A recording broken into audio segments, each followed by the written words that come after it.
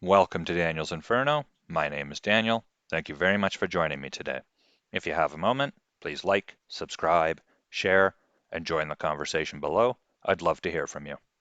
So today's video is a little bit different. The topic we are going to be talking about today is actually what the progressive left won't acknowledge or won't talk about. So it's going to be a bit longer and there's going to be more material involved.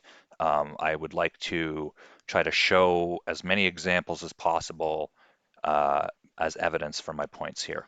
So we're going to start off with the shooting of Daniel Shaver.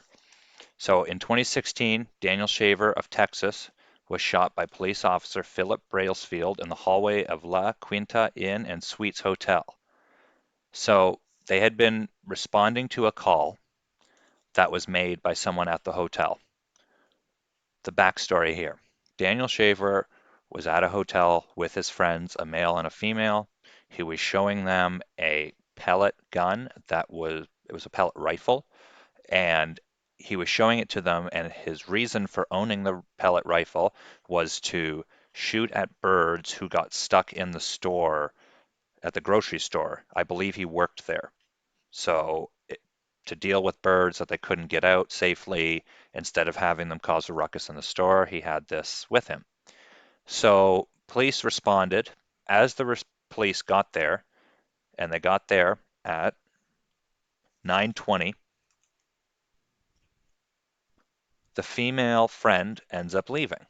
All right, so now there's just the two individuals, Daniel Shaver and his friend, in the room at La Quinta Suites and Inn.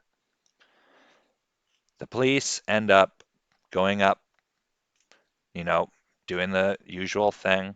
They arrest the friend without incident, without any harm. So now we get to Daniel himself. And this is where things are an issue. And the case itself, how it ends up, and the police officer, unfortunately, justice is not served in this case. So the police were giving Daniel a multitude of different commands. You know, get on your knees, your hands up, put your hands behind your back. And by all accounts, and the toxicology report that came back from his autopsy showed that he was 3 times the legal limit of alcohol in his system, just to give you an idea of how much he had been drinking, how much alcohol was in his system, how confused he probably was about the whole situation. Police are responding thinking there's a real weapon, and he's not understanding. There's no weapon. There's a pellet gun. That's no harm, no foul there. So a police officer ends up telling Daniel to crawl towards him. Daniel starts doing this. Officer Brailsfield claims, apparently, that as Daniel was crawling towards the officer, which was complying with his order, Daniel reached for his pants, his belt, the back of him, his hip, and Professor or Officer Brailsfield says that he believed Daniel was crawling to maneuver to a position to grab at a weapon, which was happening when he reached down towards his hip, to fire at the officers. So Officer Brailsfield fired 5 times, killing Daniel instantly. So what we think really happened was that Daniel was reaching to pull his pants up because they were falling down. He was intoxicated. He didn't want to make himself look any sillier. This whole situation was already blown out of control for him. He had no idea what was going on. And as I said, the Officer Brailsfield, was not found guilty of second-degree murder. He was, however, let go from the police department on medical grounds. There were a number of complaints against him in his file by both fellow officers, the department itself, and citizens.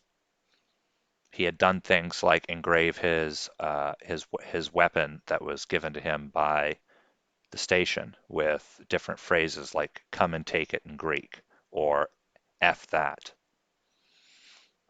And he ends up getting medical leave, $2,500 a month. And apparently, he was very traumatized by what had happened in the shooting. And I mean, which is disgusting to me that he's claiming some sort of trauma here when he took another man's life unjustly, no reason at all. And I mean, it's awful. It's horrific. And our hearts obviously go out to the Shaver family. I hope he's resting in peace right now. Uh, I hope his family has found some measure of relief throughout the hardships they've faced through this. The next thing I would like to talk to you about is a man named Duncan Lemp. Now, Duncan Lemp was actually shot this March 2020. He was shot in his house. Police were doing a no-knock intrusion or no-knock raid into the house. And the reason they were doing this raid was because there were reports that Duncan had different guns in his possession, and he actually had a charge against him that made it illegal for him to own firearms until the age of 30. Now, he was 21. He was in his 20s. Obviously, he has years to go before he can own a legal firearm. The family actually claimed they had no idea about this charge, that he kept it hidden. Um, I have no idea myself what the charge was for. That it doesn't matter. Just a bit of backstory for you. But so they do this no-knock raid, and it was for an investigation into these guns. Now, the police claim that they enter the house, they, do the standard thing, police get on the ground, hands up. They claim that Duncan he was asleep because it was very early in the morning, and he got up and he did not get on the ground. He actually started walking out of his bedroom entryway towards the police officers. And the police officers claimed that they had no choice. They believed he was going towards a weapon, and they fired. They also claimed, after Duncan was killed, that his girlfriend, who was there with him, living with him, was also injured, I might say. But they claim that the girlfriend told them that there was some sort of homemade booby trap that was a shotgun shell kind of tripwire that would ignite the shell towards the entryway of the door. Now, I couldn't find any sort of evidence outside the police claims for that, but you can judge for yourselves. Now, the girlfriend and the lawyer for the family have a much different story than what the police themselves actually came out and said. So, as you can see here on your screen, the lawyer for the family claims that Duncan was actually asleep when the police fired into the house. So when who was murdered in his house by the police officers, the county police department said in a news release that Duncan Lemp confronted police and was shot by one of the officers early Thursday. An attorney for Lemp's relative said an eyewitness gave a completely contrary account. She said police could have absolutely no justification for shooting Duncan based on what she has heard about the circumstances. The fact, as I understand them from eyewitnesses, are incredibly concerning. So, as I said, the warrant was obtained to search the home. Uh, he shared it with his parents and 19-year-old brother. They mentioned that there was no imminent threat to law enforcement. Lemp's relative said in a statement, nobody in the house that morning had a criminal record, the statement adds. Any attempt by the police shift. So obviously, when these things happen, I'm going to make a comparison here. So I'm sure a lot of us know what's going on with the George Floyd situation. And I'm not sure if you're aware, but Candace Owens actually did a video kind of reading off his rap sheet, his history. And while it is important to know history and to know backstory of things to get a complete picture, it does not give a justification for what happened to George Floyd. Anyone who's anyone, I have not read, seen, heard a single person who supported what happened to George Floyd, even if he was the worst individual in the entire world. Due process exists. We are all allowed that process in a democratic country, and that was taken from George Floyd, and that was what the problem was. And here with Mr. Lemp, it's a very similar thing in terms of he was allowed due process for his situation, for whatever the police were going after him for. Account was that he had the illegal guns. He was still allowed his due process. He was allowed to have his day in court.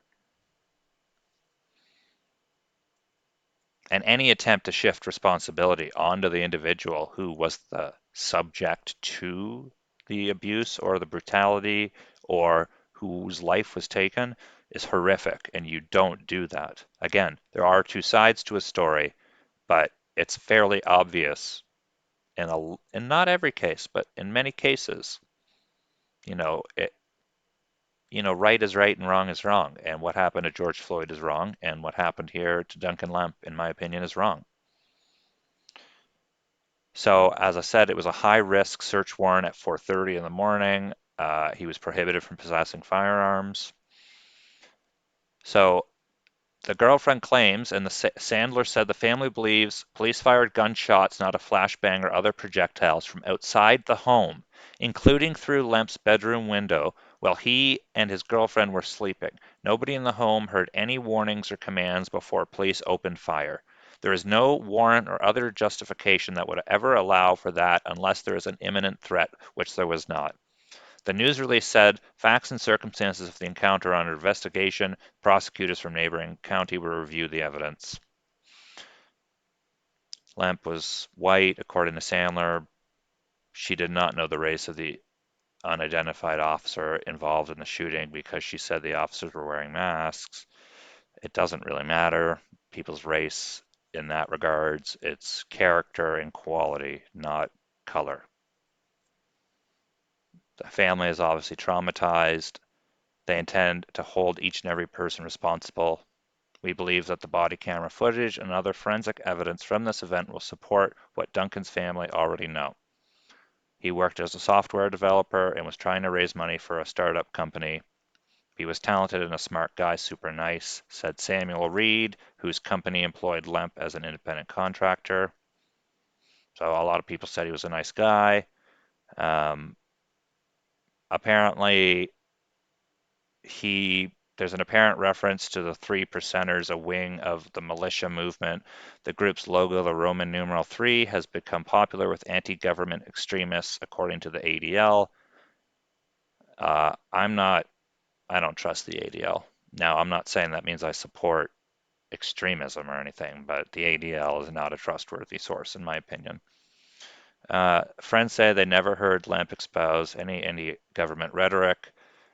Apparently on his Instagram, he posted a photograph that depicts two people holding up rifles, including the term boogaloo slang used by militia members and other extremists to describe a future civil war. He was pro-American and supported wholeheartedly all the protections of the Constitution, she said. Horrible what happened to Duncan, regardless of his past, regardless of the person he was. You know, we We as a society allow pedophiles the right to have their day in court. And in my opinion, there's nothing more morally horrific or awful than that action. And we allow them their time in court. Yet here we see police taking unilateral action that does not allow people their rights afforded to them, either under the Constitution or the Charter of Rights and Freedom, as we have here in Canada. Now, I'd like to switch gears a little bit and actually show you a Vox article that was written last year.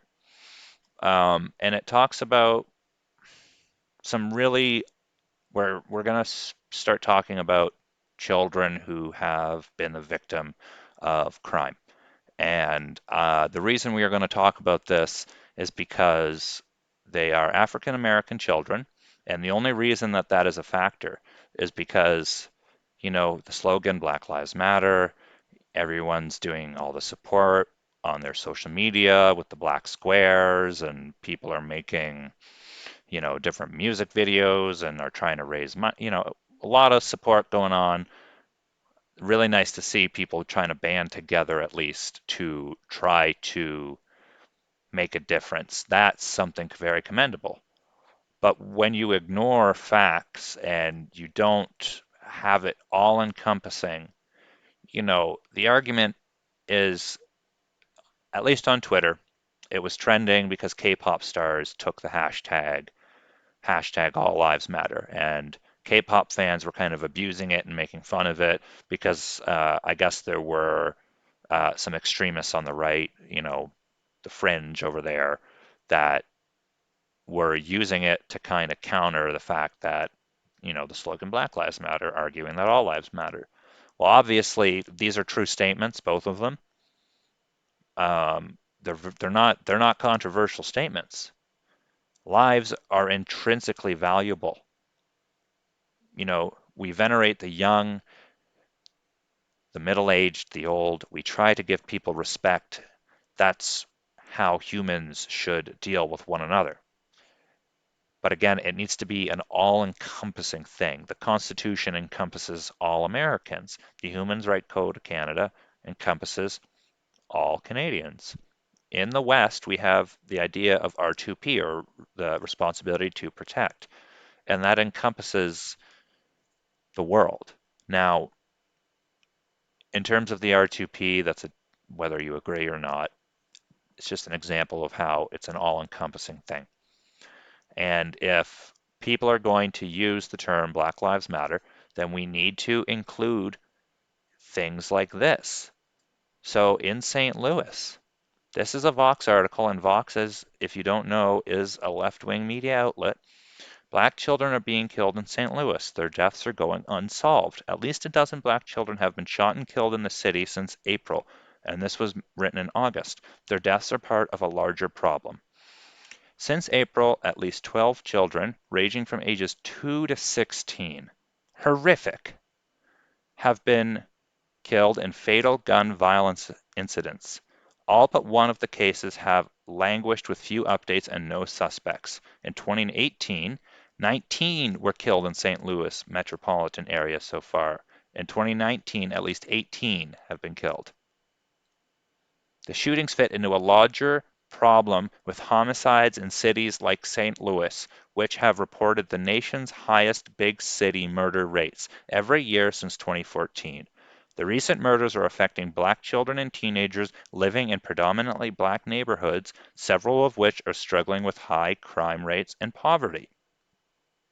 The wave of deaths in St. Louis have seen increased national attention in recent days, due in part to the August 24 press conference in which Mayor Lydia Crewson announced that police would offer $100,000 in rewards for information in some cases. It breaks down into $25,000 for each of 4 recent cases involving children under 10. It will be available until it's not available anymore. She made the announcement just one day after the death of Journey Thompson, an 8-year-old killed shortly after a community football jamboree, says the sizable reward and limited deadline is intended to encourage people. The message to the shooters is now there will be a significant incentive for anyone with information that could lead to your arrest. Several issues have been blamed for the current crisis. Some local politicians say the violence is partly fueled by Missouri's permitless carry gun law, which allow adults who have not been convicted of a felony to possess and carry firearms without training or a concealed carry permit.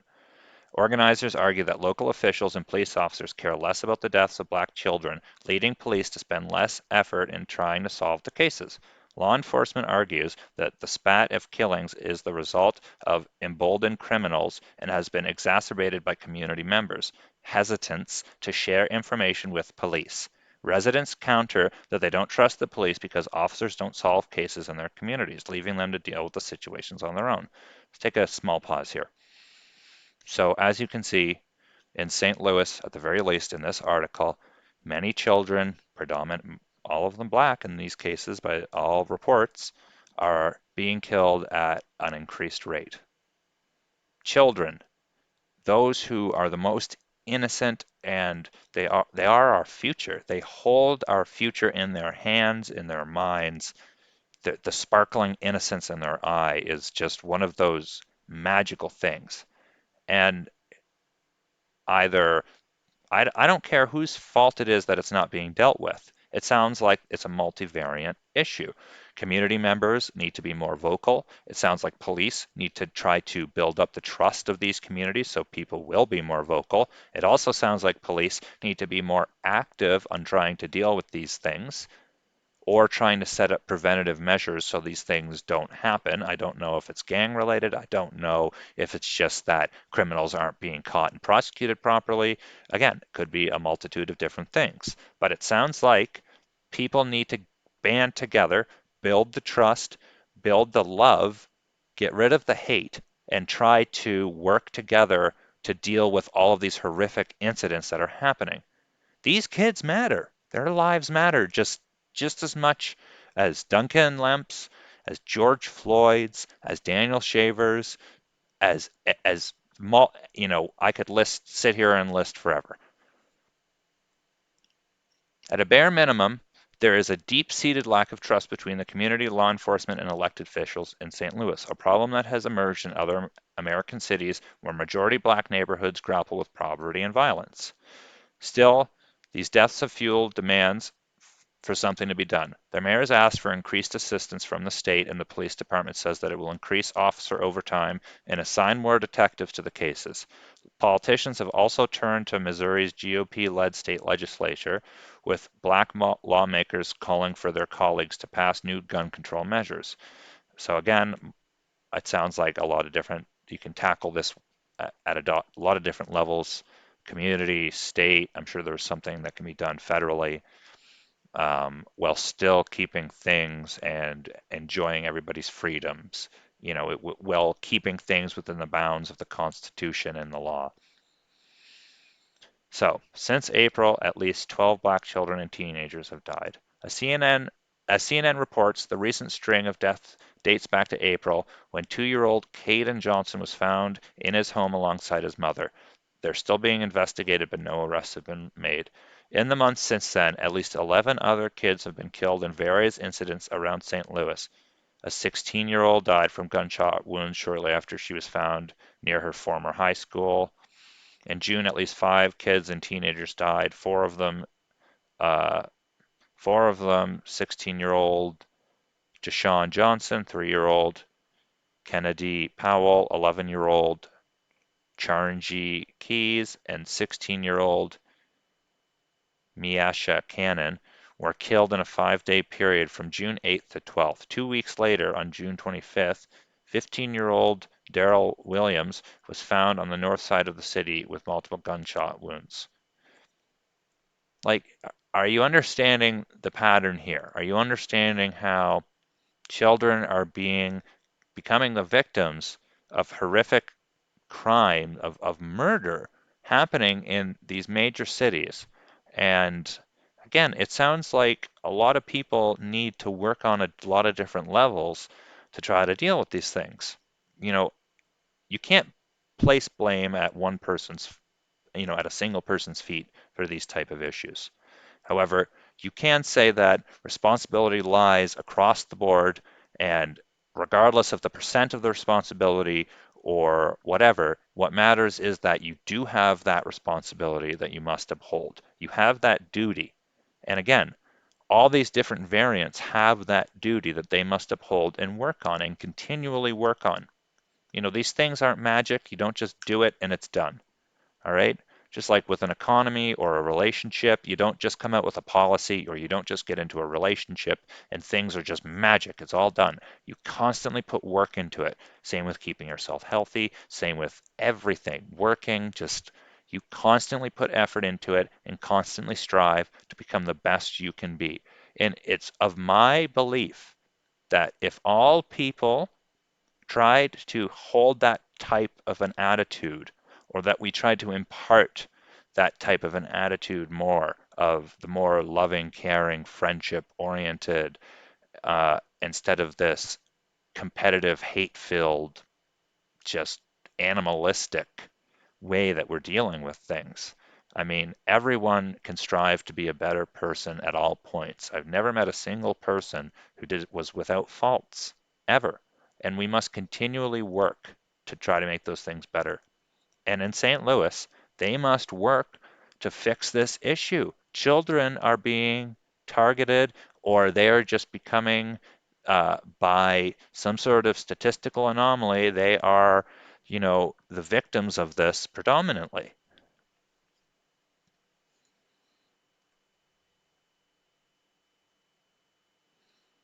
Residents argue that police aren't doing enough to solve the cases. Police counter that community members need to help.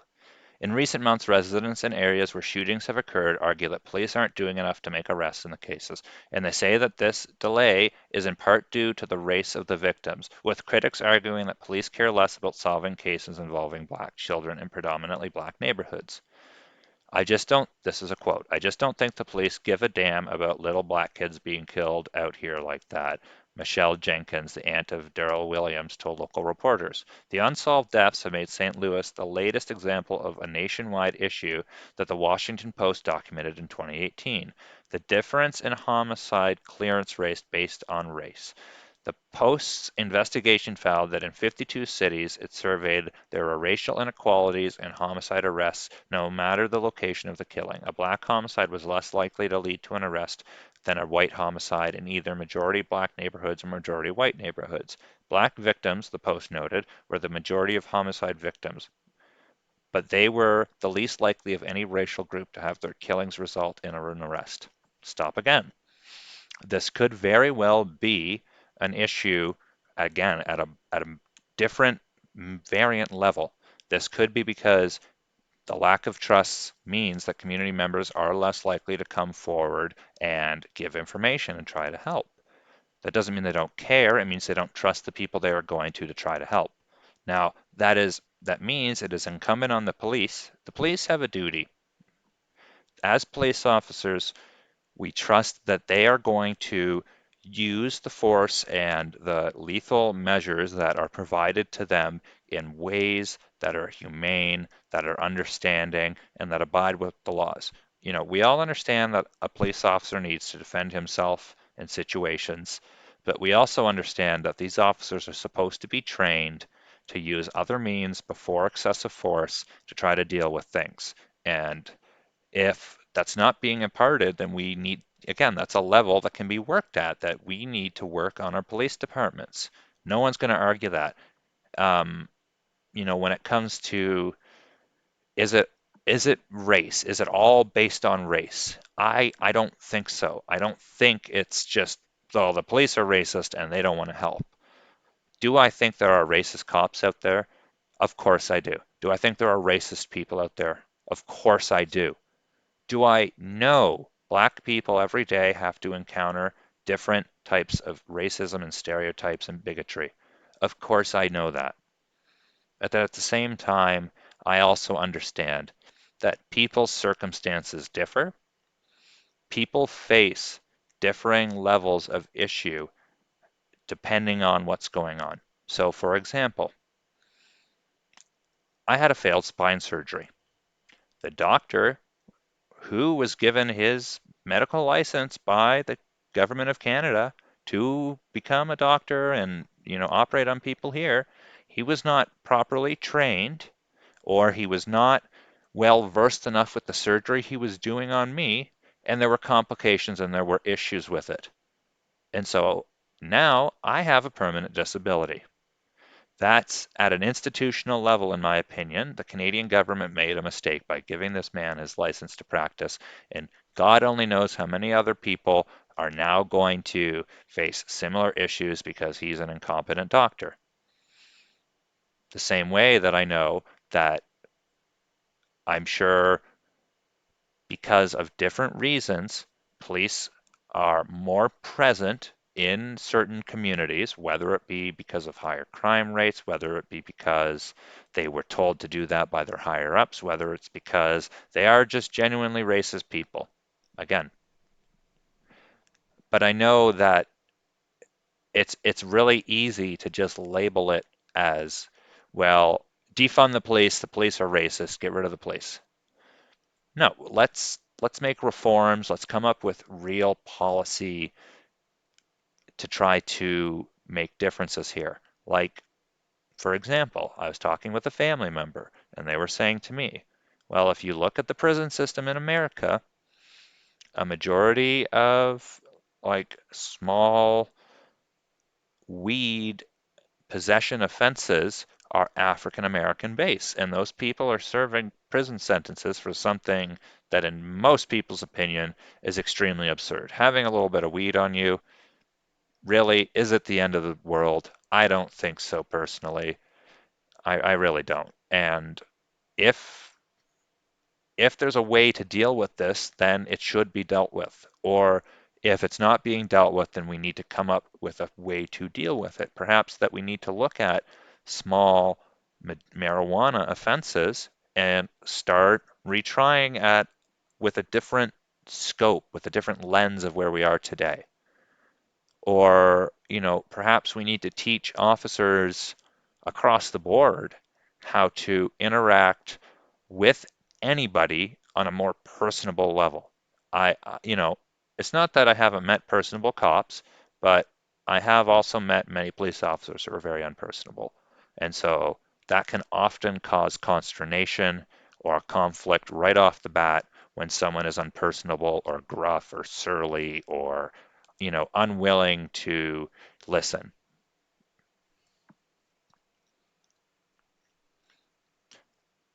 So, and as Vox's German Lopez has written, these disparities create a cycle in which people of color abandon belief that police care about black victims and crimes in black communities. I'm sure that's very true. It does probably create a cycle. And police need to work harder to break that cycle.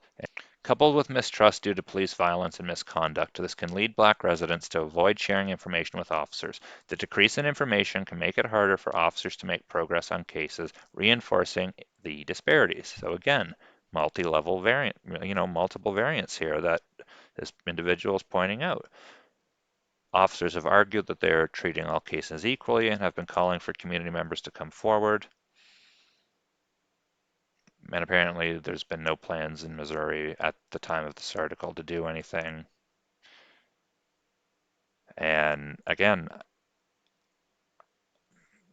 well, the issue of how to reduce violence in our urban areas certainly needs addressing. There are also many different opinions on how to find a solution, he said, without offering any alternatives.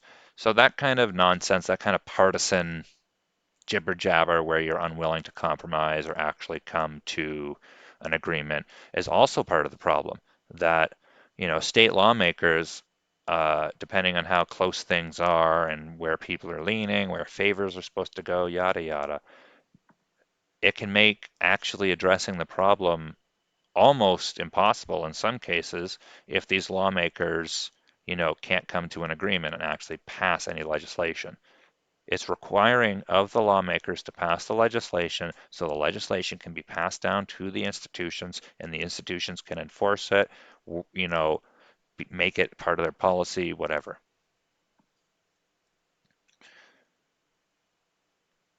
Uh, as you see at the bottom here, it talks about Dave Chappelle's surprise new special that he did on Netflix.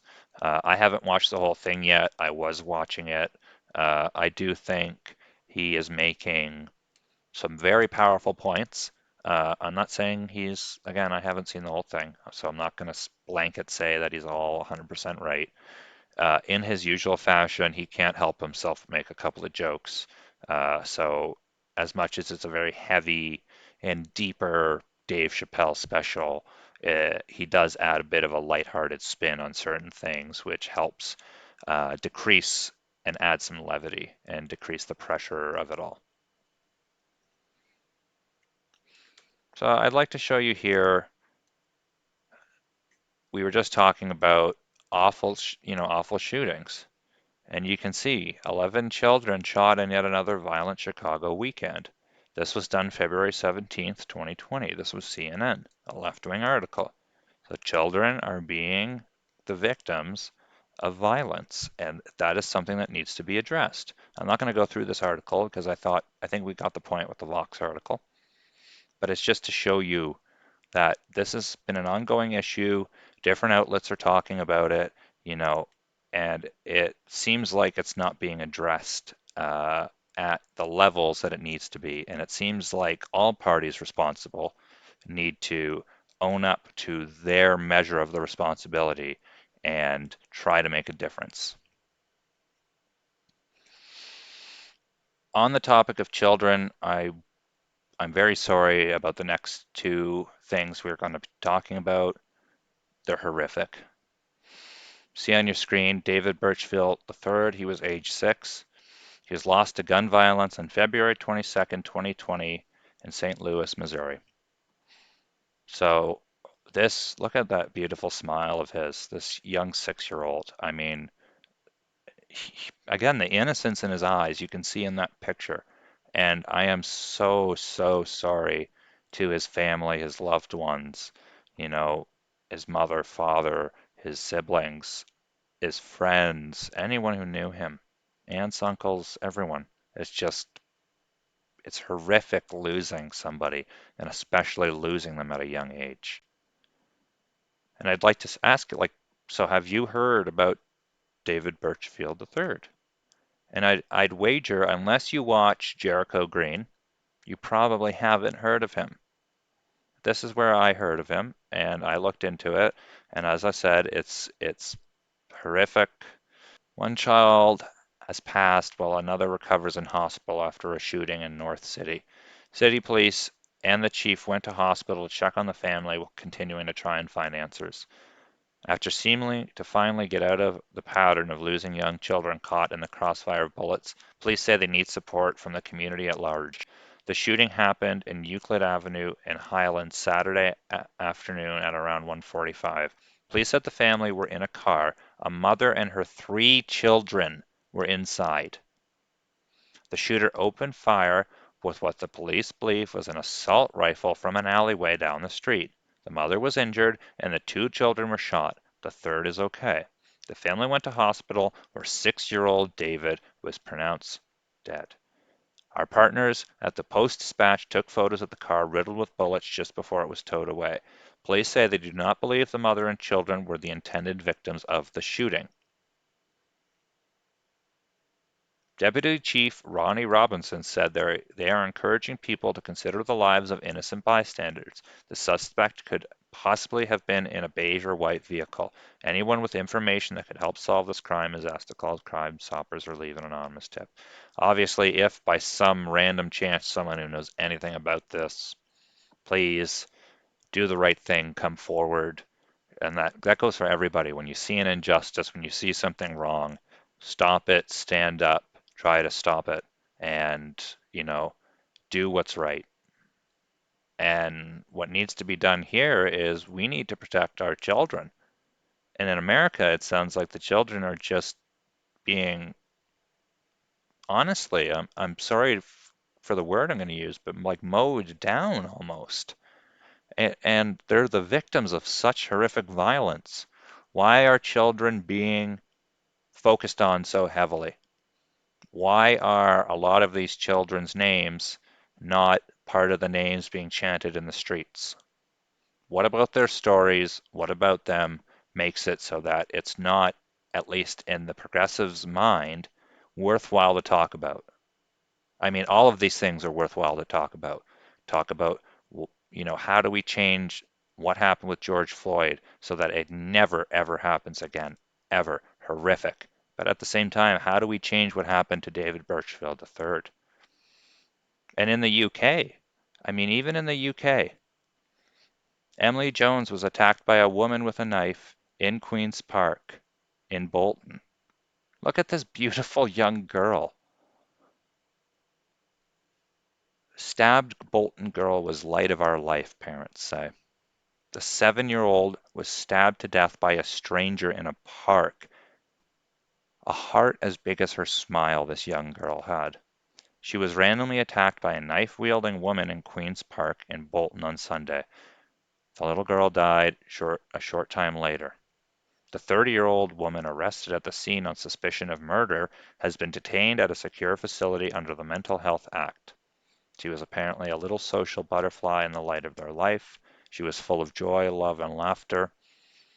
She had a cheeky smile and was beautiful inside and out. She had a heart as big as her smile. Describing her as a little social butterfly, they said Emily had a passion for the outdoors and loved to play any sport, even when she was wearing her pink, sparkly dresses. This random act of violence means that we will never see our young, beautiful little girl grow up into the wonderful young lady she was showing such promise to become. It's truly heartbreaking to wake up to a world without her in it, and we cannot comprehend why this has happened. Now, in this young girl's case, if you look into it at all, you will also find a Politico fact and a Snopes. Um, Apparently, extremists on the right were using this poor young girl's death in the UK as kind of a rallying cry for anti-immigration. However, you don't need to try to usurp something like this. It doesn't matter what the race of the individual who did this to Emily was. What matters is that it happened, it wasn't stopped, and something needs to be done so that it doesn't happen again. Another family doesn't need to wake up without their little girl in their life or their little boy in their life. No one needs to wake up and have that. Horrific. Just horrific.